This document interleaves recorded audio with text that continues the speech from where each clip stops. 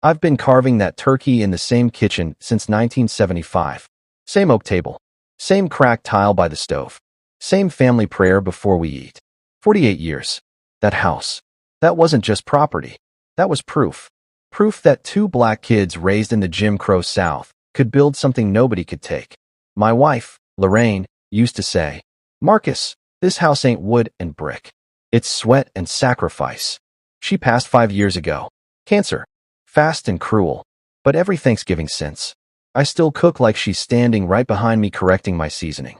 Greens simmering by 7 a.m. Cornbread cooling. Sweet potato pie setting just right. By 2 p.m., the house was full. My daughter Nia and her husband Andre. My youngest son Caleb and his wife Monique. The grandkids running up and down the hallway like it was 1998 again. Laughter. Music. Football on low volume. It felt right. Until the front door slammed. Nobody knocks anymore. But this wasn't casual. This was aggressive.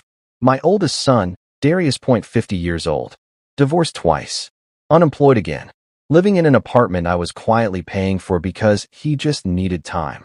He walked in like the house already belonged to him. "Where everybody at?" he asked. No hello. No hug. No apology for being late. "Living room," I said. He walked past me, and that's when I smelled it. Whiskey. At 3:15 in the afternoon. I felt that familiar tightness in my chest. Not fear. Disappointment. Dinner started tense. Nia kept shooting him looks. Caleb stayed quiet, the way he always does when he's trying not to escalate something. We said grace. Darius didn't bow his head, didn't close his eyes, just stared at his plate. Halfway through dinner, Nia's daughter, my granddaughter Zoe, announced she got accepted into Spelman. Full academic scholarship. The whole table exploded with pride. "That's what I'm talking about," I said. Lorraine would have cried. Darius took a long sip from the glass he kept refilling. "Must be nice," he muttered. The table went quiet. "What's that supposed to mean?" Nia asked. "Nothing," he said. But it wasn't nothing. He pushed his chair back. "You all act like you're better than me." Caleb tried to ease it. "Man, nobody said that. You don't gotta say it. I see it." Then he looked at me. And that's when the shift happened. "You sitting in this big paid-off house," he said slowly. "And I'm out here struggling." I felt something in my stomach drop. "Son," I said carefully, "we've helped you." "Helped me?" He laughed. "You call that help? You drip-fed me while you sitting on all this." He gestured around the house.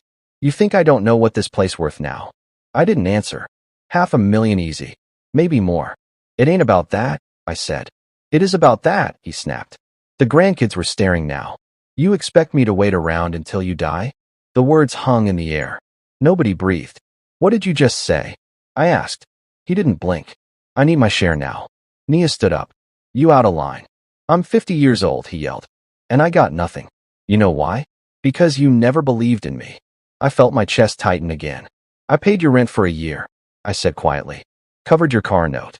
Paid off your credit cards." "Breadcrumbs," he spat. The room felt smaller. "You don't get to disrespect me in my house," I said. He stood up. "Your house," he mocked. "That's all you ever say." I stepped forward. Not to fight, just to guide him toward the door before this got worse. That's when it happened. He shoved me. Hard. Both hands. Right in my chest. I wasn't ready. My heel caught the rug. I hit the wall. Then the floor. And for 1 second, I saw Lorraine. Not physically, but in my mind. Her face. Disappointed. The room exploded. Caleb grabbed Darius. Andre stepped in. Nia was yelling. The grandkids crying. I sat there on that hardwood floor. 74 years old, Vietnam veteran. 40 years in the Postal Service. Built everything from nothing. And my son just put his hands on me. "Get him out," I said.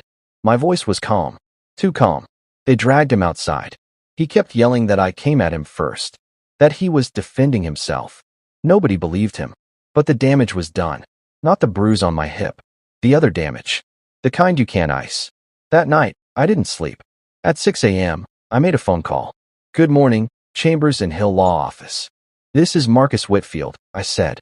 "I need to change my will." The law office smelled like leather chairs and quiet judgment.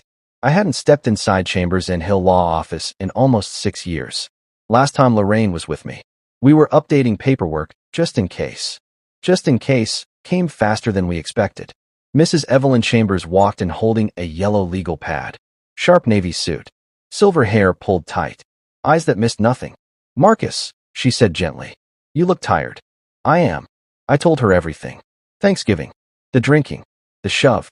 The words. Especially the words. You expect me to wait around until you die? She didn't interrupt once. When I finished, she folded her hands. Did you file a police report? No. She nodded like she expected that answer. You understand that what happened qualifies as assault. I know. And you're certain this isn't just anger talking? I leaned forward. I raised that boy.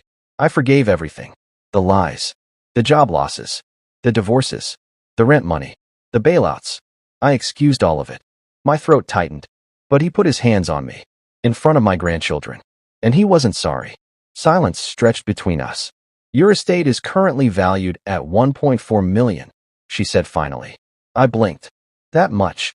The house appreciated significantly. Your pension, investments, insurance policies, you built a solid legacy. Legacy. Funny word. Right now it felt like a battlefield. Under your current will, she continued, your 3 children each receive equal shares. Not anymore. She studied me. You're choosing to disinherit. Darius entirely. Yes. No partial trust? No delayed distribution? No. My voice didn't shake. I will not reward violence with inheritance.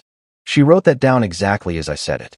Marcus, she said carefully, he can contest the will. Let him. I'll need to document mental capacity thoroughly. Do it. She leaned back. This is permanent. So was what he did. That afternoon, I sat in a small clinic room, answering memory questions. Name the president. What year is it? Subtract 7 from 100. Dr. Patel signed the evaluation. Fully competent. Sound mind. Good. Because I wasn't confused. I was clear. Clearer than I'd been in years. Monday morning, we signed. 2 witnesses. My sister Denise. Pastor Coleman. When the pen left the paper, something shifted inside me. Not relief. Not joy. Just finality. Like closing a door that had been cracked open for decades. Darius called 3 days later. Didn't say hello. What the hell is wrong with you? It's true, I said calmly. I changed the will. You can't do that. I can. You're being manipulated. By who? Nia. Caleb. They always hated me. This isn't about them. Then what is it about? It's about you putting your hands on me. Silence. Then, you came at me first. There were 15 people in that room. You provoked me. I let that hang. You haven't apologized, I said. I don't owe you an apology. And there it was. Not guilt. Not regret. Entitlement. You lost your inheritance, I said quietly. Not because you struggled. Not because you failed. Because you chose violence. His breathing got heavy. I'll fight it. Okay. I'll drag this through court. Okay. You really cutting me off like that? You cut yourself off. There was a long pause. Then he said something colder than anger. You're gonna die alone. Click. He hung up. That night the house felt bigger. Quieter. But not empty. Caleb came by with groceries I didn't ask for. Nia called twice. Zoe texted me a photo of her acceptance letter framed on her bedroom wall. Life kept moving. But word travels fast in Black families. By Sunday service, people were looking at me sideways. Whispers in the pews. Afterward, Pastor Coleman pulled me aside. Are you at peace with your decision? No, I said honestly. But I'm at peace with protecting myself. He nodded. Sometimes love looks like boundaries. 2 weeks later, a certified letter arrived. Darius had hired an attorney. Claim, undue influence. Claim, diminished capacity. Claim, emotional coercion. I almost laughed. Undue influence? At 74 years old? I called Evelyn. He filed. I expected that, she said calmly. We're prepared. Will it hold? Yes. Her confidence steadied me. You documented clearly why you made the change. There were witnesses to the altercation. You passed medical evaluation. His case is weak. Good. Because I wasn't backing down. But here's the part nobody talks about. Even when you're right, it still hurts. Some nights I'd sit in Lorraine's old recliner and replay it. That shove. The look in his eyes. Not rage. Resentment. Like I owed him something. Like my hard work was a personal attack on his failures. I asked myself the question every parent asks. Where did I go wrong? Was I too strict? Too forgiving? Too proud? Or was this simply who he chose to become? Denise said something that stuck with me. Marcus, you can't parent a grown man who refuses to grow. Christmas came without him. Smaller table. Quieter laughter. but peaceful. Nobody watching the door. Nobody bracing for tension. And that told me everything I needed to know. In January, something unexpected happened. My granddaughter, Darius's daughter, knocked on my door. Alone. She looked embarrassed. "I'm sorry about my dad," she said softly. "You don't owe me that. He's been like this my whole life." There was pain in her voice that sounded familiar. Generational. "I heard about the will," she added. "I created a separate education trust for you," I said. Her eyes widened. "You did? 50,000. For school. Directly to tuition. Your father can't touch it." She started crying. Not loud. Just quiet relief. "I didn't want his choices to punish you," I said. And in that moment, I felt lighter. Because legacy isn't about money. It's about direction. A court date was scheduled for March. Darius showed up in a wrinkled suit. Didn't look at me. Didn't speak. His lawyer argued emotional instability, financial manipulation, family pressure. Evelyn stood calm and precise. She presented medical evaluation, witness statements, timeline of financial support, documentation of the physical altercation. The judge listened carefully, then said words I'll never forget. "An adult child is not entitled to inheritance." Petition denied. Just like that. It was over. Darius stormed out before the gavel finished echoing. I stayed seated, hands folded, not triumphant, just steady. 3 months later, he texted. Not an apology. Just, "You happy now?" I stared at the screen, then typed back, "I'll be happy when you get help." No response. People ask me if I regret it.